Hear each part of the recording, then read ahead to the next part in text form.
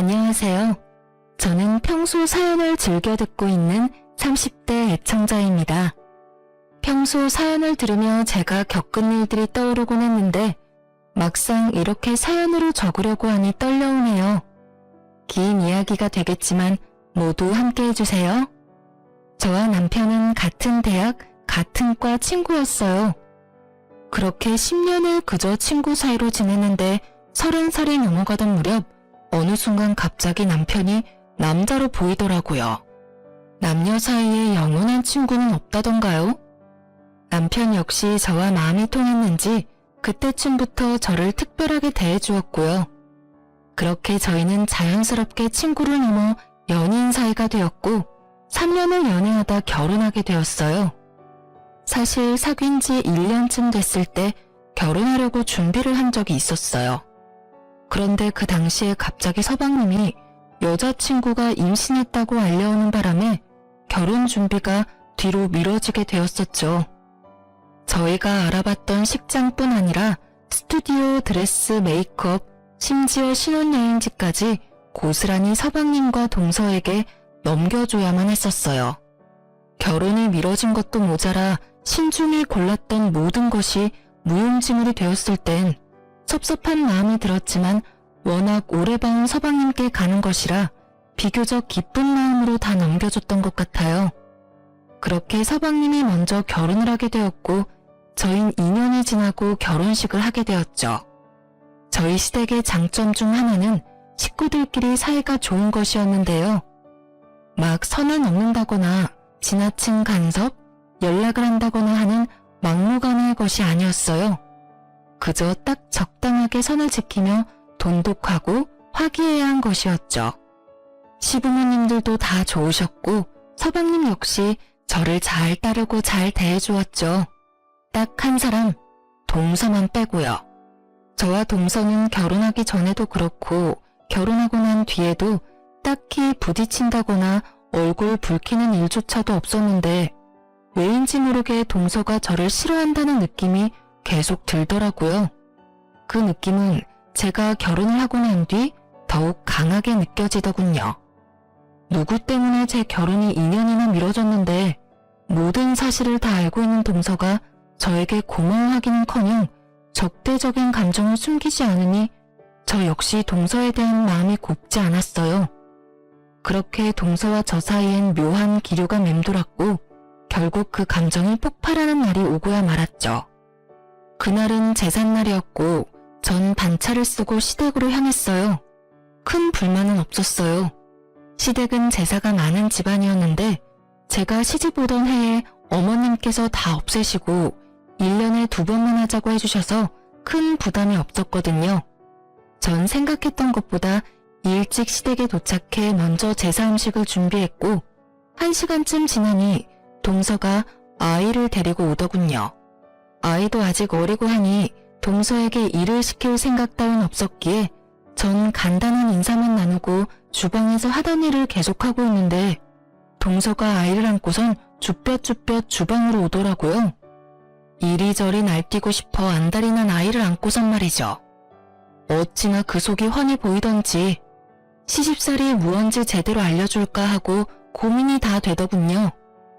하지만 일하기 싫어 안달인 사람 붙잡고 일을 시켜봤자 뭐하나 하는 생각도 들고 그렇지 않아도 힘든데 괜한데 힘을 빼고 싶지 않아 그냥 아무 말도 하지 않았어요. 자신이 그렇게까지 하면 들어가서 쉬어라는 말이라도 할 줄 알았는지 동서는 이러지도 저러지도 못하고 서서 제 눈치를 살피더군요. 저는 끝까지 아무 말 하지 않고 제 앞에 놓인 산더미 같은 일에 집중하는 척을 했고 그런 저를 바라보던 동서는 이윽고 자기 아들 다리를 꼬집어 울려버렸어요. 제 눈으로 보고도 참 믿기지 않더군요.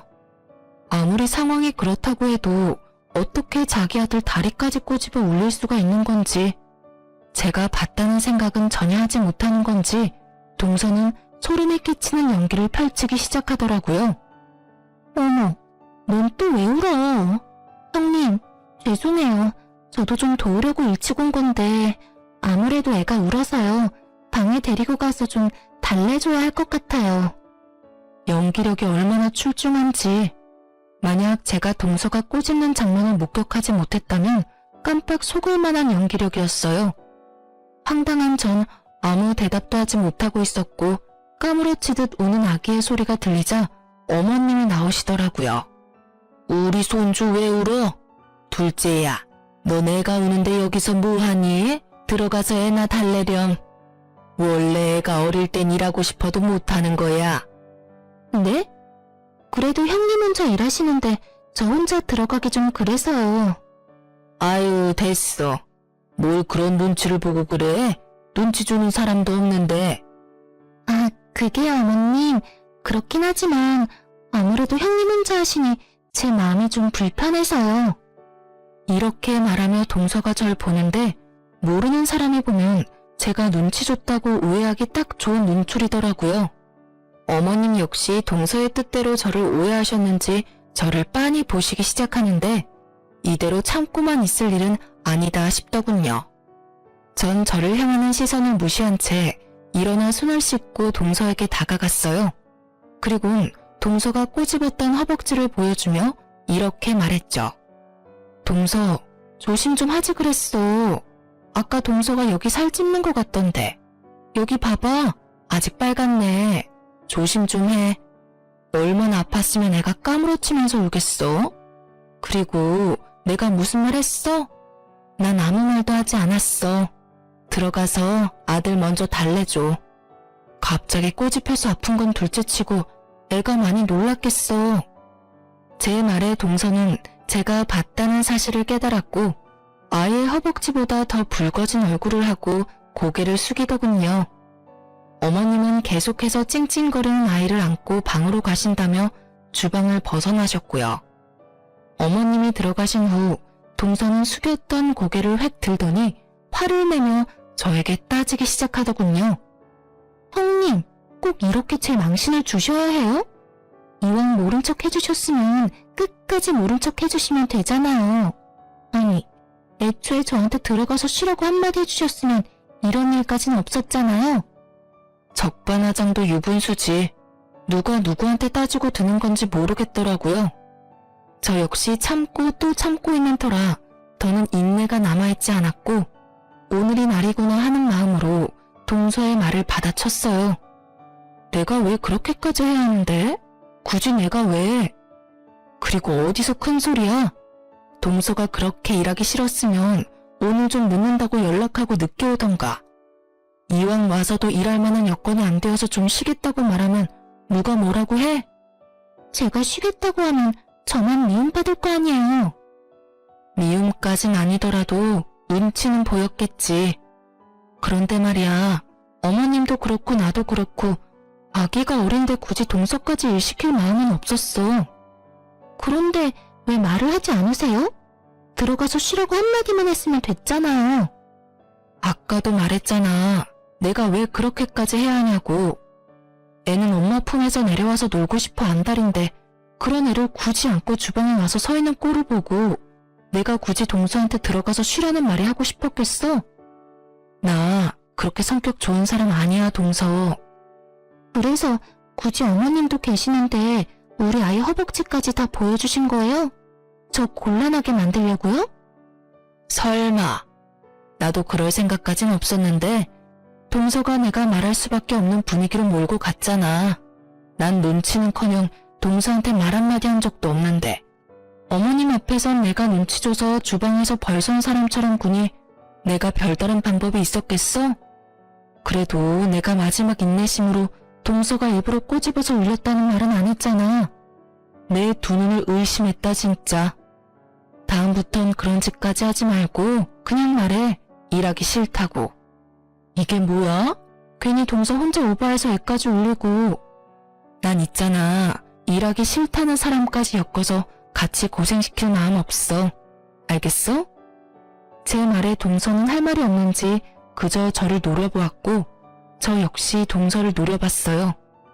그렇게 저와 동서의 눈싸움이 시작되었는데 화난 표정의 어머님이 주방으로 들어오시더군요. 이게 다 무슨 말이야? 일부러 애를 꼬집었다니. 둘째 너, 이게 다 사실이야? 그래요. 분위기가 심상치 않음을 느낀 어머님은 방으로 들어가시긴 했는데 방문을 닫지 않고 이야기를 다 듣고 계셨던 것이었습니다. 모든 사실을 알게 된 어머님은 동서를 나무라기 시작했고 동서는 눈물을 글썽이며 아무 말도 하지 못하고 서 있더군요. 너 그렇게 안 봤는데 아무리 일이 하기 싫다고 해도 어떻게 네 자식 허벅지를 꼬집니? 그리고 잘못은 네가 해놓고 왜 꾸준 형님한테 화풀이 짓이야? 너 우리 없을 때 그딴 식으로 첫째 대하니? 아니에요. 저도 모르게 너무 흥분해서 죄송해요 어머님. 죄송해요 형님. 궁지에 몰린 동서는 저에게 용서를 구했고 진심이라고 느껴지지 않는 사과였지만 더는 이를 키우고 싶지 않았기에 전 알겠다고 하고 사건을 일단락시켰습니다. 제사 사건이 있고 난 후 동서는 아예 저를 무시하기 시작하더군요. 다른 사람들이 있을 땐 더없이 깍듯하고 살갑게 굴었지만 아무도 없을 땐 아예 눈길을 주지 않는 이중적인 행동을 이어나갔어요.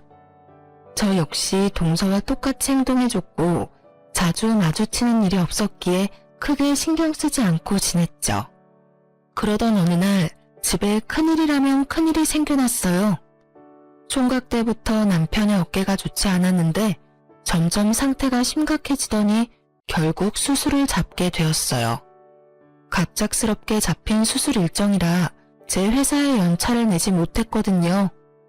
생명과는 무관한 수술이긴 했지만 아무래도 신경이 쓰이더군요. 하지만 일정을 아무리 조정해도 출근은 해야 했고 전 일단 남편을 병원까지 데려다주고 출근을 하게 되었어요.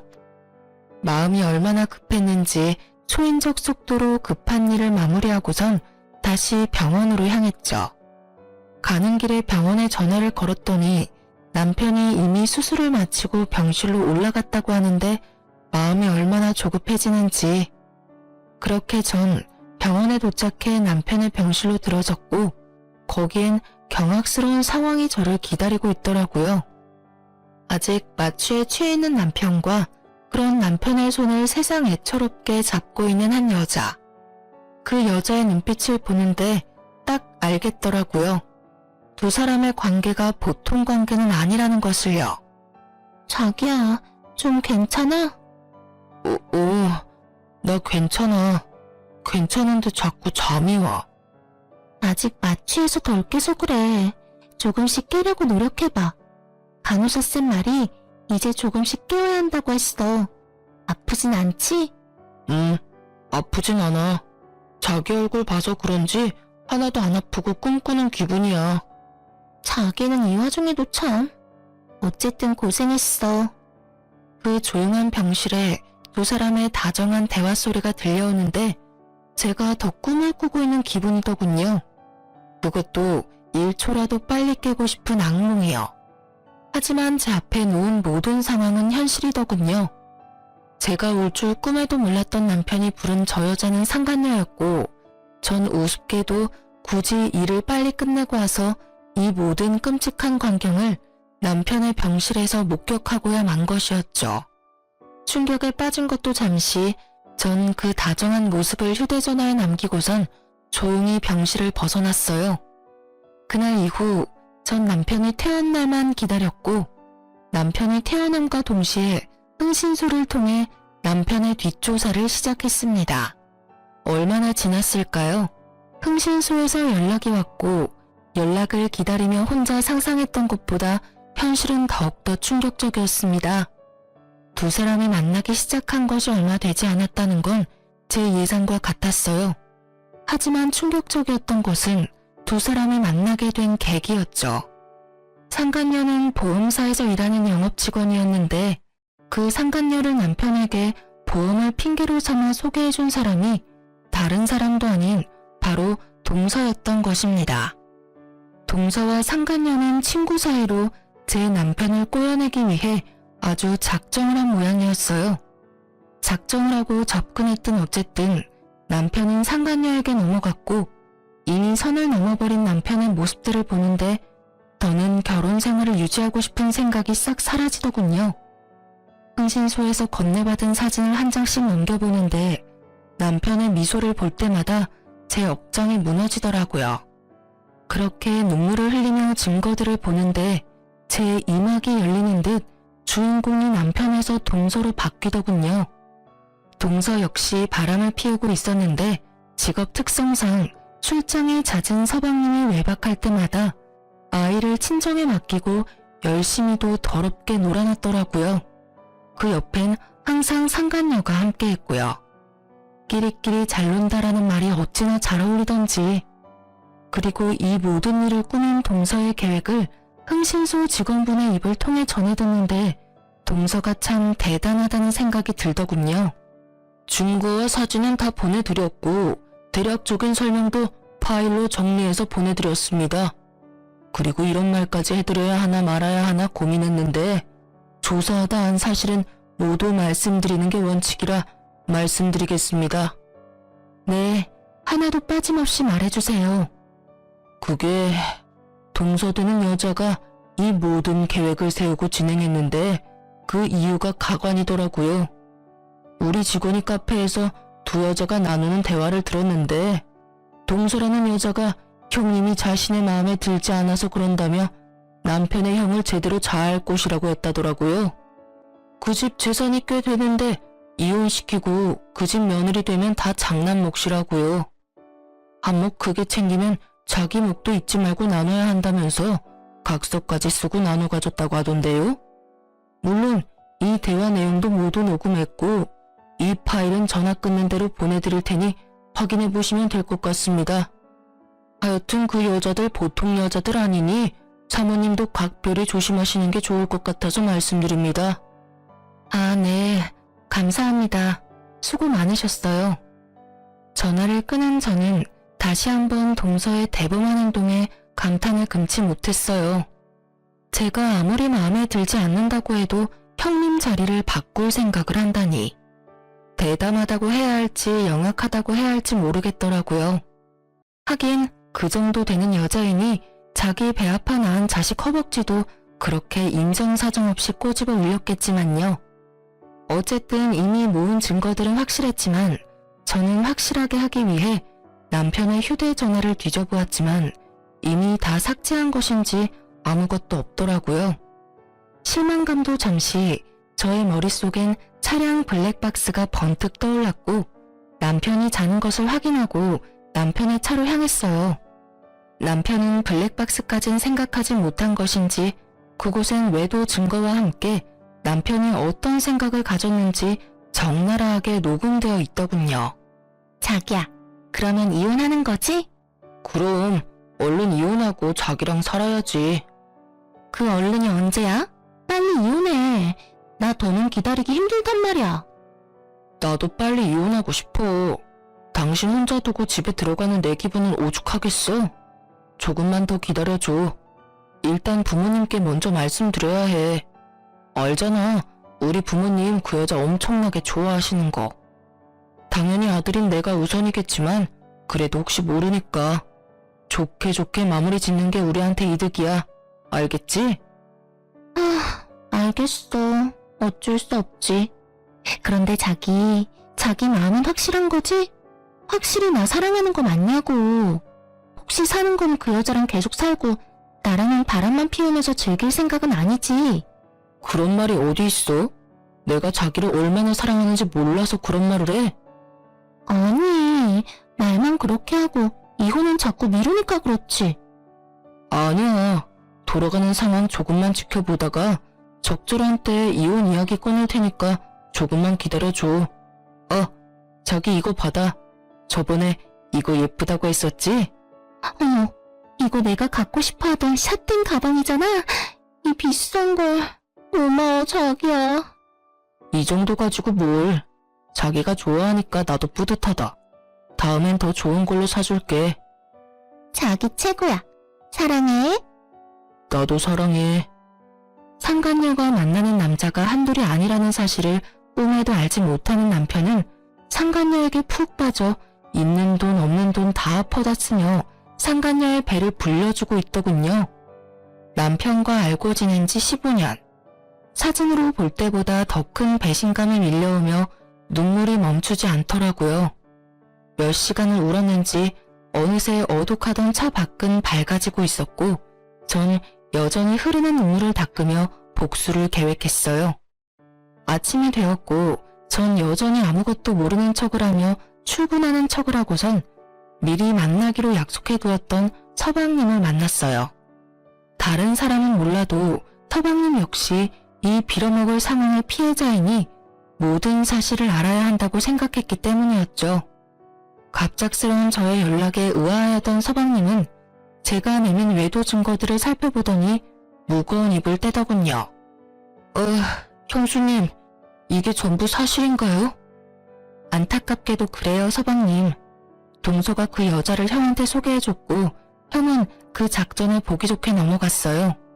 동서 역시 서방님이 집을 비울 때마다 남자들을 만나고 다니는 것 같더라고요. 늘 그 여자도 함께였고요. 저 이 여자 알아요. 이 여자 집사람 제일 친한 친구라고 했거든요. 연애할 때도 여러 번 봤었고 최근에도 봤었는데 형이랑 그런 관계인 줄은 상상도 못했네요. 어떻게 사람 탈을 쓰고 이딴 짓들을 할 수 있는지. 어쨌든 부모님께는 제가 말할게요. 조금만 기다려주세요. 제가 이야기 꺼내는 게 더 낫지 않을까요? 아니에요, 형수님. 이 여자 요즘 보험 핑계 대면서 부모님 댁에도 들락날락하고 있다고 들은 것 같은데 날 한번 잡아보려고요. 한 장소에 다 모였을 때 한 번에 터뜨리는 게 좋을 것 같아요. 기가 막히더군요. 외도도 모자라서 시댁까지 이미 들락날락하고 있었다뇨. 상간녀와 동서의 계획이 눈에 훤히 보이더군요. 보험을 핑계로 삼아 자연스럽게 시부모님들께 얼굴을 드며 좋은 인상을 남기려고 했겠죠. 이쯤 되니 동서라는 여자가 무섭게까지 느껴지더군요. 서방님도 저와 같은 생각이었는지 이럴 때일수록 신중히 해야 한다고 조금만 기다려달라며 증거들을 챙겼고 저는 서방님의 말을 따르기로 했어요. 표정을 보아하니 서방님 역시 이 상황을 곱게 넘길 생각은 없어 보였고 서방님의 계획이 더 현명하기도 했으니까요.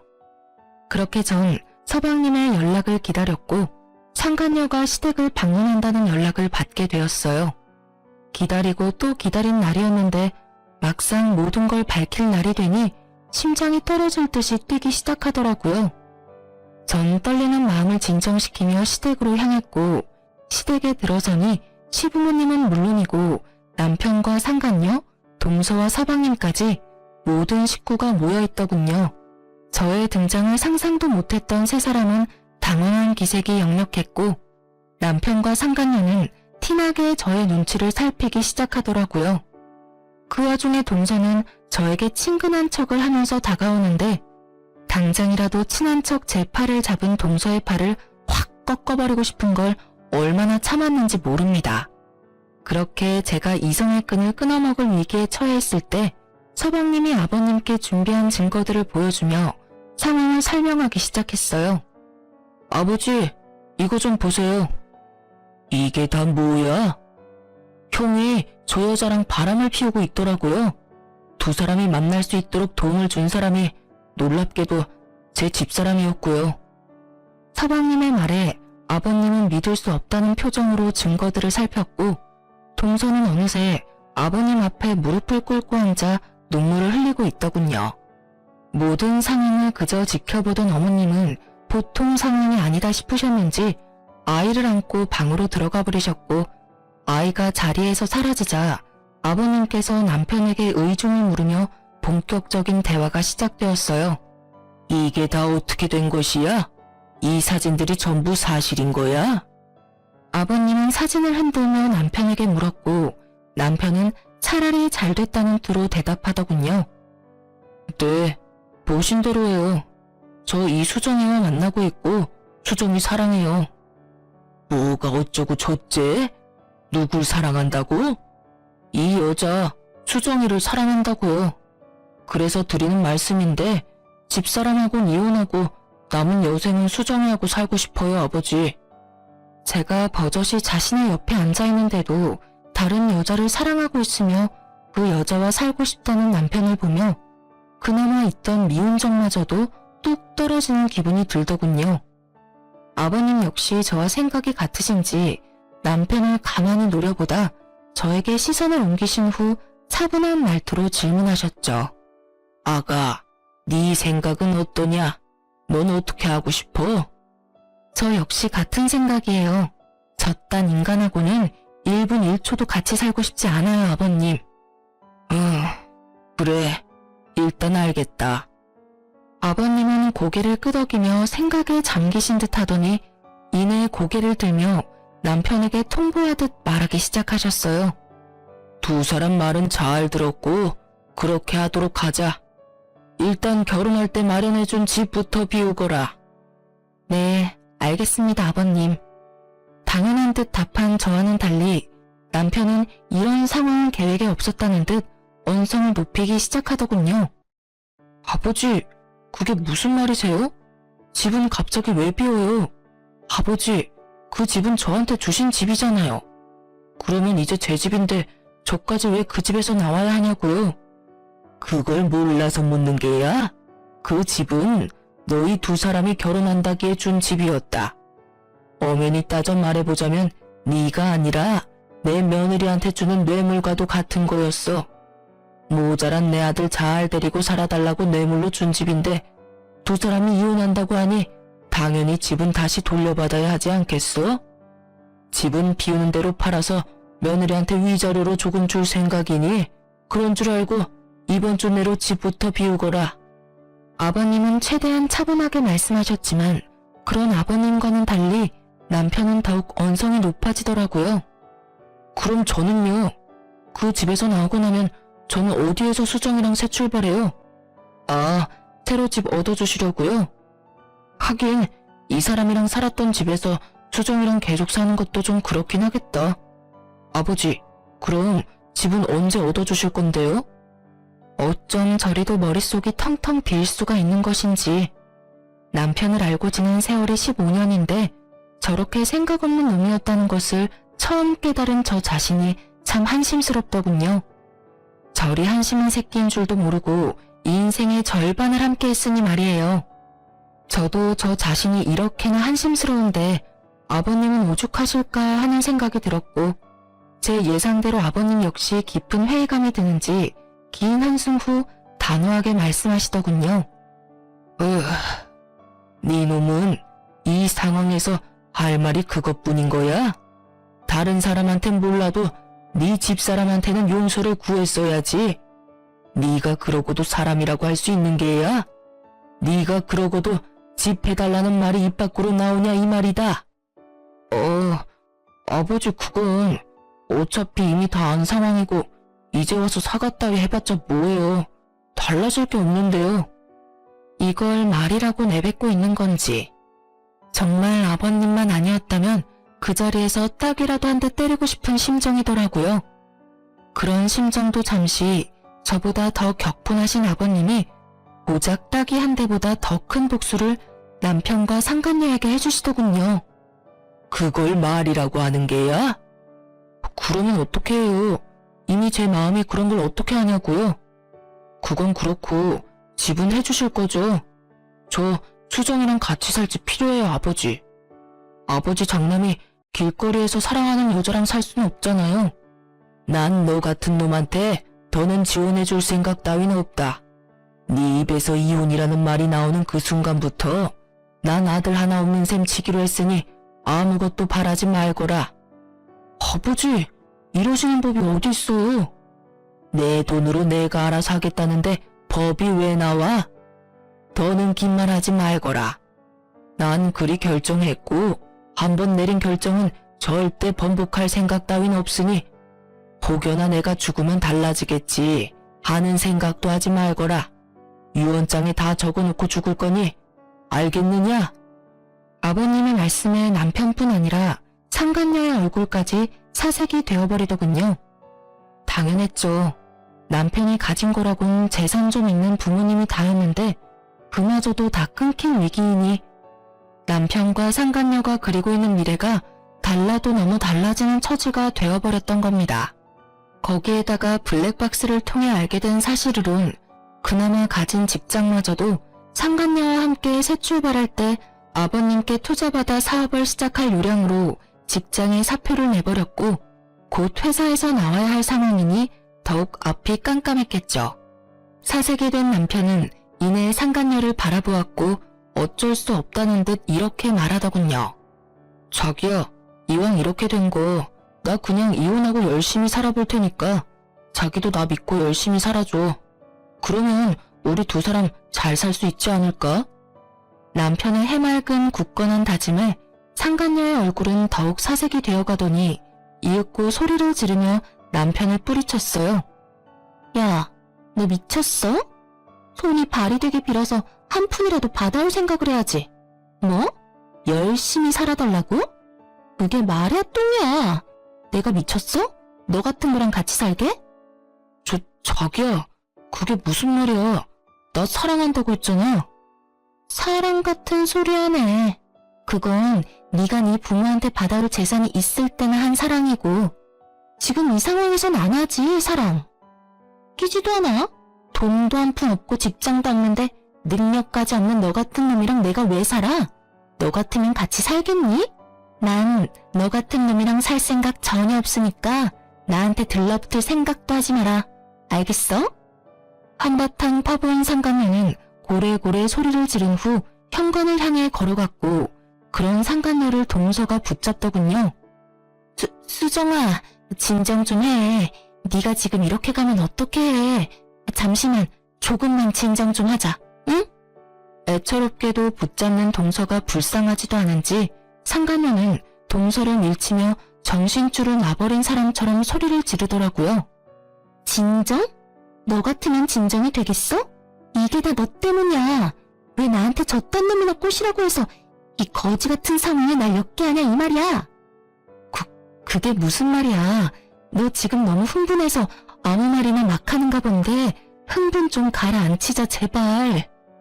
격분한 상간녀의 반응에 적잖게 당황한 동서는 말까지 더듬으며 끝까지 착한 척 연기를 펼쳤고 그런 동서가 답답했던 상간녀는 욕까지 곁들이며 설명해 주더군요. 끝까지 연기하기는 이 멍청한 년아. 상황 보면 모르겠어? 다 끝났어.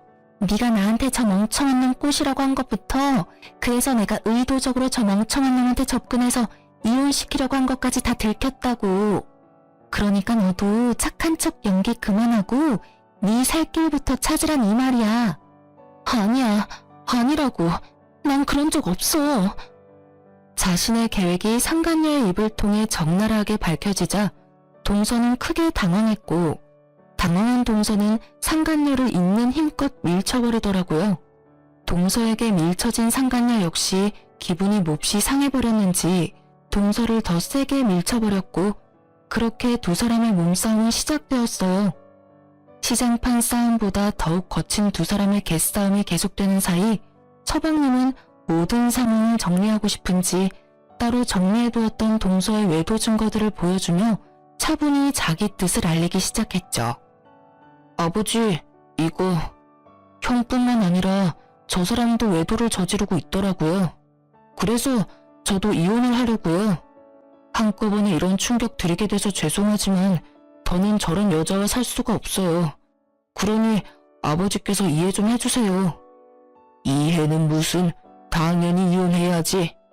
네 형 바람나게 만든 여자를 내가 왜 며느리로 두겠어? 거기에다 바람이라니. 내 눈치 보지 말고 하고 싶은 대로 이혼해. 본격적인 본인의 이혼 이야기가 나오자 동서는 상간녀와의 몸싸움을 멈추고 서방님에게로가 빌기 시작했고 서방님은 그런 동서가 꼴도 보기 싫다는 듯 눈도 마주치지 않더군요. 여보, 이혼이라니 그게 무슨 말이야. 이거 다 오해야. 거짓말이라고. 그리고 그 사진들도 다 조작된 사진들이야. 이건 다 모함이라고. 그러니까 내 말 좀 들어봐. 당신 이야기는 다 필요 없고 이제부터 난 당신한테 두 가지 선택지를 줄 거야. 두 가지? 그래, 두 가지. 첫 번째는 당신이 깔끔하게 이혼을 해주는 거야. 깔끔하게 이혼한 당신은 몸만 나가게 될 거고, 물론 아이는 내가 키울 거야. 그리고 두 번째는 지금 당신이 생각하는 그거야. 이혼하지 않고 온갖 변명을 대며 질질 끄는 거. 만약 당신이 그렇게 더럽게 나온다면 난 집을 팔아서라도 최고의 변호사를 선임해서 당신 주머니에 든 10원짜리 하나까지 탈탈 털어서 법정 최대 위자료로 받아낼 거야. 아, 물론 이 경우에도 당신은 내 자식을 키우진 못할 거야. 서방님은 단호했고 동서는 머리가 잘 굴러가더군요. 그 짧은 순간에도 어떤 선택이 자신에게 더욱더 이득인지 판단을 내린 동서는 알겠다는 대답과 함께 시댁을 나가버렸고, 이 모든 상황을 지켜보던 남편은 상간녀에게 빌기 시작하더군요. 자기야 제발. 나 자기 없으면 안 되는 거 잘 알잖아.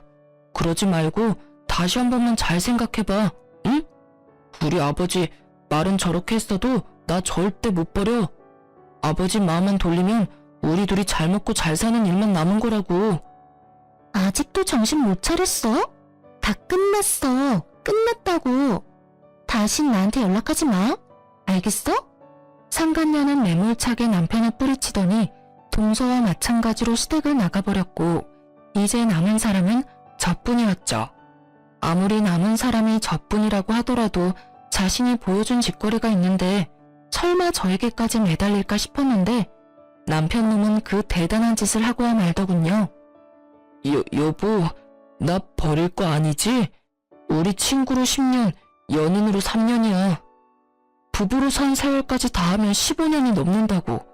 그간의 세월이 있는데 고작 이런 일로 나 버릴 건 아니지.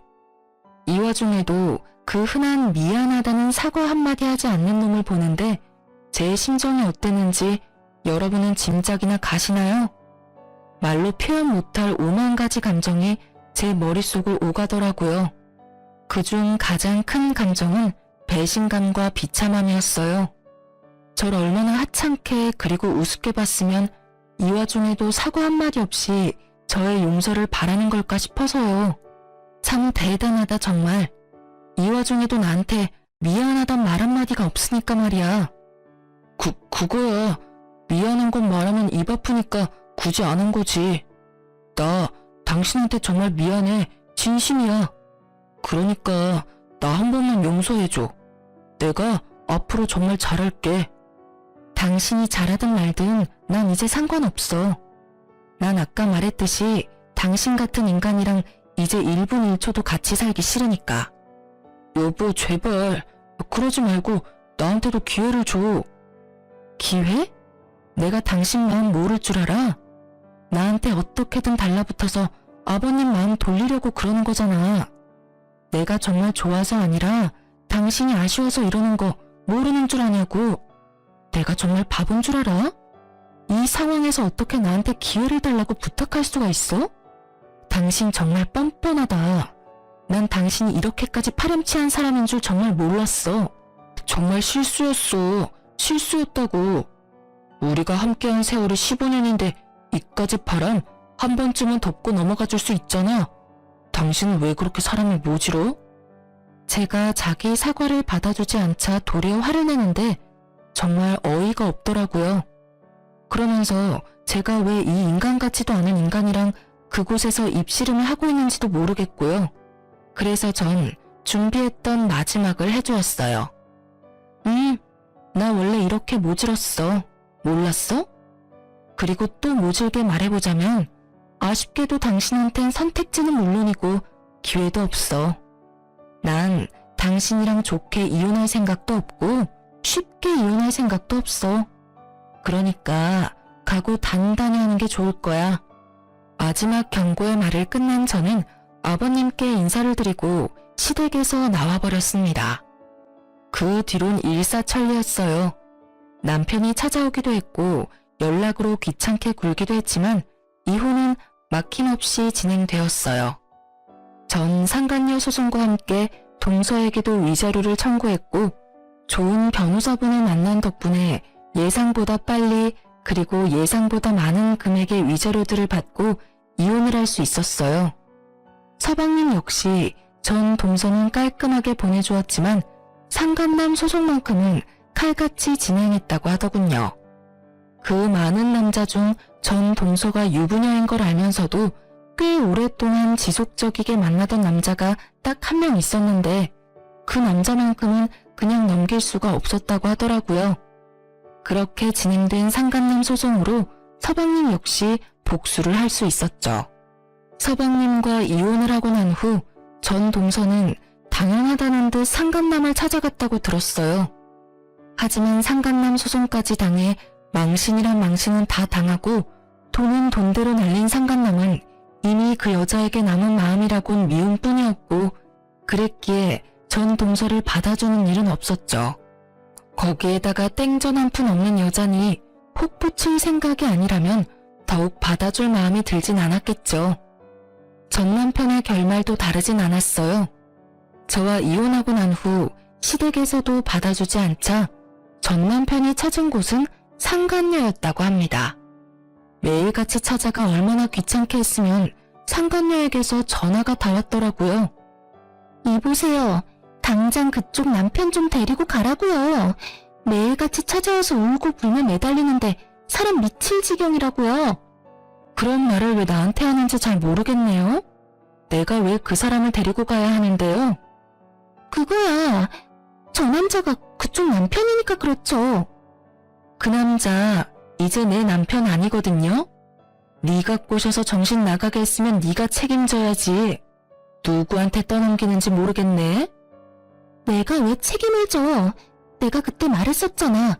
저딴 놈이랑 살 생각 없다고. 그러니까 당장 와서 데리고 가라고. 이러다 내 혼사길까지 막히게 생겼어. 유부남 꼬셔서 한 가정 파탄 낼 거라고 작정할 땐 네 혼사길 정도야 꽉 막힐 거라는 각오 정도는 했어야지. 뭐라고? 네가 네 남편 간수를 못해서 나한테 넘어온 걸 나한테 어쩌라는 거야. 나 경찰에 신고할 거야. 네 남편 깜빵 가는 걸 보고 싶어? 눈치 하나는 빠른 줄 알았더니 그것도 아니더군요. 다른 것도 아니고 전 남편을 가지고 저한테 이런 말을 한다니. 어이가 없어 코웃음이 다 나더라고요. 깜빵을 보내고 싶은 사람한테 깜빵을 보낼 거라고 겁을 주다니 이 얼마나 웃기는 상황인가요? 전 터져나오는 웃음을 참지 못하고 웃어버렸어요. 신고? 하려면 해. 나 이혼했다는 말 못 들었니? 그 인간이 깜빵을 가든 지옥을 가든 그게 어디든 그 인간이 불행할 수만 있다면 난 환영이야. 이거 왜 이래? 뭐라고? 나 정말 신고할 거야? 신고하든 말든 맘대로 하라니까. 그리고 샤넬백 사줄 땐 사랑한다더니 쥐뿔도 없는 놈 되니까 귀찮니? 그 마음 이해 안 되는 건 아니지만 그래도 어쩌겠어. 네가 다 그렇게 만든 상황인데. 그러지 말고 품고 살아봐. 잘 살다 보면 또 모르지? 두 사람이 꿈꾸던 재산 물려받아 잘 먹고 잘 사는 미래가 현실이 될 수도 말이야. 아버님이 유언장에도 친히 그놈한테는 한 푼도 안 준다고 적으신다고 했지? 어쩌니? 너희가 바라던 그 꿈 같던 미래는 정말 꿈이 돼버렸고 너한텐 웬 버러지 한 명이 붙어버렸으니 하여튼 난 이혼했고 나하고는 상관없는 사람이니까 네가 알아서 해. 나한테 연락하지 말고. 너야말로 나한테 한 번만 더 연락해서 이딴 되지도 않는 말 또 하면 내가 경찰에 신고할 테니까. 알겠어? 그 뒤로 상간녀는 온갖 욕을 해댔지만 전 전화를 끊어버렸고 그 뒤로도 연락이 오길래 그냥 차단해버렸어요. 정말 신고라도 해버릴까 하고 생각한 적도 있었지만 신고해봤자 뭐 하겠어요. 이리저리 불려다니기만 하고 귀찮아질 것이 분명해 그만두기로 했죠. 그렇게 전 모든 연락을 차단해버렸고 서방님의 말론 상간녀 역시 전 남편을 나몰라라 하고 버렸다고 하더군요. 전 남편이 그 버림을 받기 전까지 하루가 멀다고 상간녀의 집과 회사까지 찾아가 애원을 넘어 난동까지 피우는 바람에 상간녀가 말한 대로 혼사길은 물론 회사까지 잘렸다고 하고요. 얼마나 통쾌했는지 모릅니다.